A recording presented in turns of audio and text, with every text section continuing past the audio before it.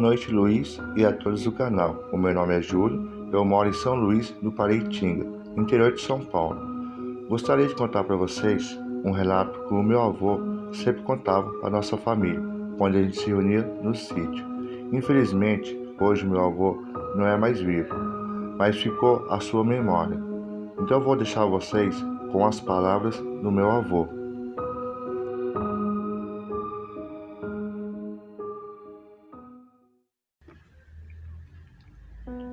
Naquela época, eu tinha por volta de 17 para 18 anos.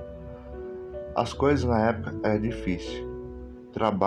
Só trabalho de roça ou fazenda. Eu morava com meus pais e mais 3 irmãos. Eu ajudava no roçado na minha casa e às vezes ajudava no trabalho na fazenda, onde meu pai e meus irmãos mais velhos trabalhavam. Uma certa época, chegou uma família de uns italianos na fazenda para poder trabalhar. E junto com eles chegou um rapaz. Ele tinha mais ou menos, na época, uns 25 a 26 anos.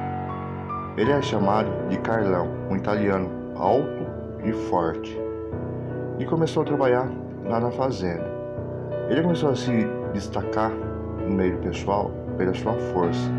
Um homem de quase 2 metros de altura e forte. Ele pegava saca de milho que pesava uns 60 quilos como se fosse nada. E um rapaz bom de trabalho. Uma vez ele entrou no curral e pegou um boi. Aqueles garrotes que tava quase virando um boi. Pegou ele pelo chifre. E todo mundo olhando o que ele ia fazer. O rapaz era tão forte que ele conseguiu deitar aquele garrote lá no chão. Um garrote que praticamente já era um boizinho formado. Então ele ficou conhecido na região pela sua força. Naquela época, as mulheres não eram abundantes como é na época de agora. Então quando tinha uma mulher disponível, era disputada.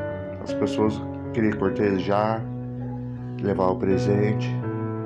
Só que essa moça que tinha lá, ela se interessou por esse tal de Carlão. Só que na região tinha mais pessoas interessadas naquela moça.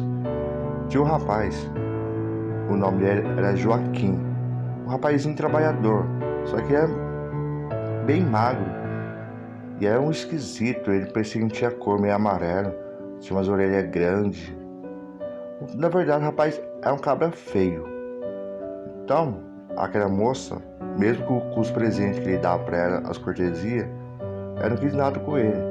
Ela se interessou por tal Carlão. E isso foi crescendo uma fúria naquele rapaz. Um dia teve um forró numa fazenda próxima e foi todo mundo da fazenda. O pessoal bebeu, dançou, se divertiu. Essa moça estava lá também, só que ela veio embora mais cedo, junto com os pais dela. E aos poucos, o pessoal foi embora para sua casa, porque todo mundo trabalhava, era uma vida difícil. Ficou apenas o Carlão e esse rapaz, Joaquim.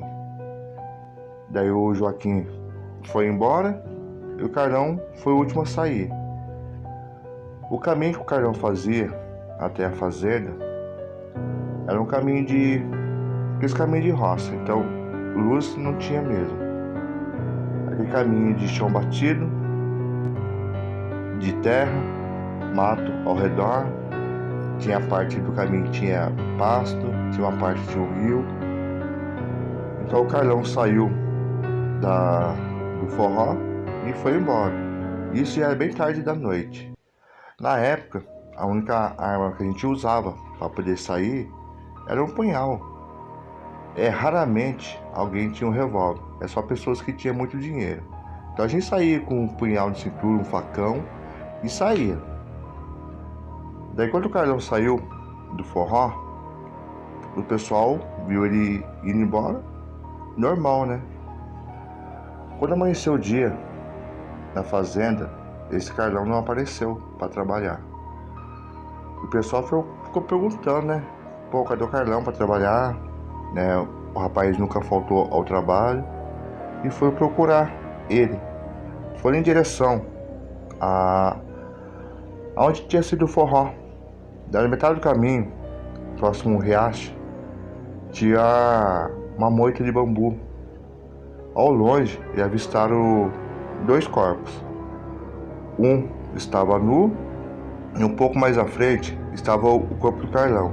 Só que ele ainda estava vivo, mas estava bem debilitado mesmo.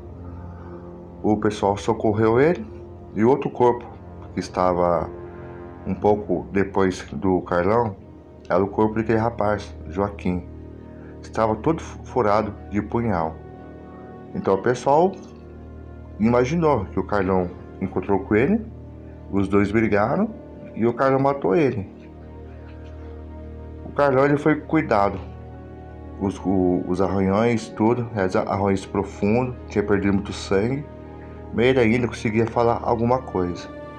Daí o pessoal perguntou o que tinha acontecido, porque eles tinham matado aquele rapaz. Daí o Carlão falou assim: não, eu não briguei com uma pessoa, eu briguei com um bicho. Daí o pessoal: como assim você brigou com um bicho? Daí ele explicou que tinha saído do forró e no meio do caminho, perto da moita de bambu, aquela criatura pulou do nada em cima dele. E os dois rolou pro chão, começou a brigar, a criatura arranhando ele conseguiu pegar o punhal e atacando a criatura com o punhal também. Depois de muito tempo os dois brigando, ele tinha furado bastante aquela criatura com o punhal. Então aquela criatura foi se afastando, mas ele viu que a criatura estava bem machucada também. Só que ele também tinha muitos arranhões profundos no corpo. E o sangue que ele perdeu, ele acabou perdendo a consciência e não viu mais nada. Só acordou com o pessoal mexendo com ele.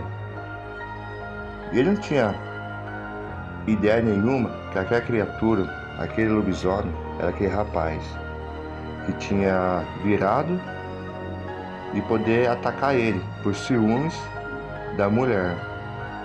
Porque na mão, para falar a verdade, eu acho que na época, na região lá, acho que não tinha um homem que conseguia pegar aquele Carlão na mão. Ou era na tocaia, ou com arma, ou nessa forma de bicho. De algum tempo que o Carlão brigou com essa criatura, mais ou menos uns 15 dias, ele veio a falecer. Ele não aguentou os machucados. Tinha perdido muito sangue, inflamou e complicou a situação dele. Mas esse relato é que o meu avô conta que esse tal Carlão era um rapaz forte, que nem o lobisomem foi páreo para ele. Mesmo ele perdendo a vida, aquela criatura perdeu a vida também.